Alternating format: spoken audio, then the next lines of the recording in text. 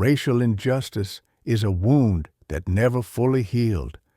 It may not always be as visible as it once was, but it's still there, in the looks, the assumptions, the silence.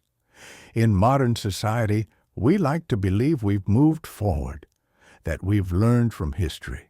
But numbers tell a different story. Black teenagers in the United States are 5 times more likely to be arrested than white teenagers. They are more likely to be searched, more likely to be charged, and less likely to be believed even when they speak the truth. And the worst part? It often starts with a simple assumption: you don't belong here. This story, though fictional, is based on thousands of real ones. Stories that are often ignored, silenced, or never even told. A young black teenager stood in court, alone. He wasn't a criminal. He wasn't dangerous. He was just a boy, quiet, smart, determined. He stood before a judge who didn't see any of that. The judge looked down from the bench, eyes filled with doubt. "Well, young man," he said, almost amused, "do you even understand where you are?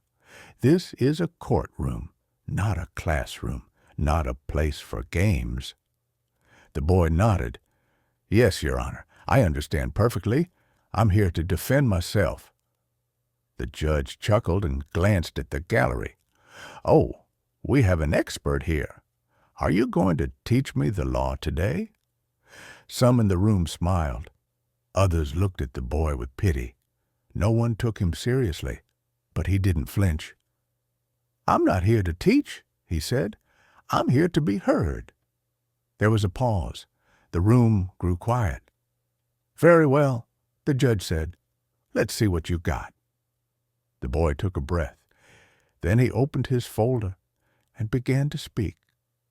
"According to the 14th Amendment, I have the right to equal protection under the law. I was stopped without probable cause. I was searched without a warrant. I was treated like a suspect before I even said a word." He looked directly at the judge. That wasn't justice. That was profiling. The judge's smile faded. The boy continued. "In the Supreme Court case, Terry v. Ohio, it was ruled that police officers must have reasonable suspicion to perform a stop and frisk. My case didn't meet that requirement. There was no behavior, no threat, just me, just my skin color, just the hoodie I was wearing." He paused. "They didn't see a person. They saw a stereotype. But I'm not a stereotype. I'm a citizen. I'm a student. I'm a human being.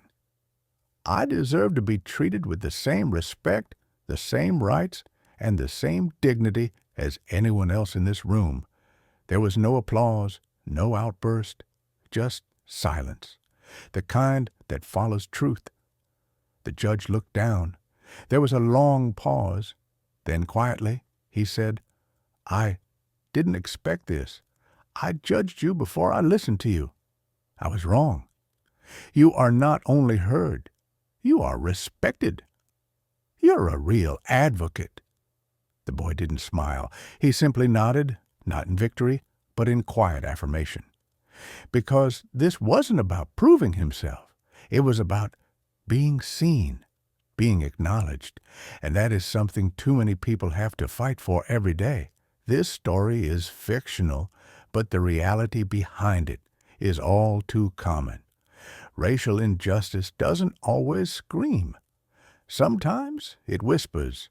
It hides behind polite language and legal procedures. It shows up in lower expectations, in raised eyebrows, in the silent decisions made in a heartbeat. It's easy to pretend it isn't there when it doesn't affect you.